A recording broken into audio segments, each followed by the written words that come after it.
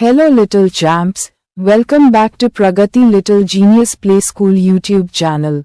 Welcome to our colorful and fun grammar lesson. Today, we're going to learn all about verbs. A super important part of speech in English.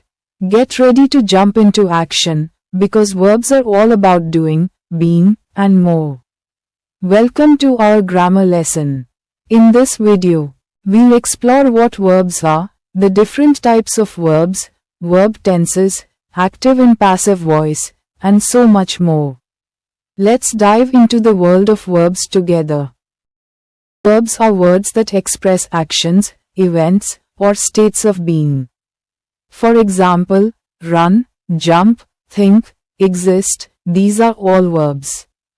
Verbs help us understand what someone is doing, feeling, or being. Some verbs show movement like run, others show thinking like think, and some just show existence like exist. Types of verbs. There are three main types of verbs. Action verbs. These verbs show physical or mental actions. Linking verbs. These connect the subject to more information. Helping verbs, auxiliary verbs. These work with main verbs to express time or mood. Let's look at each one in more detail. Action verbs are the real superheroes of sentences. They tell us what someone is doing. Examples: she runs every morning. And they laughed loudly at the joke. Whether you're running, eating, or laughing, if it's an action, it's an action verb. Linking verbs don't show action. Instead, they connect the subject to more information about it. Examples: he seems happy. And the cake smells delicious. They help describe the state or condition of the subject. No action here, just linking. Helping verbs work with main verbs to show tense, mood, or voice.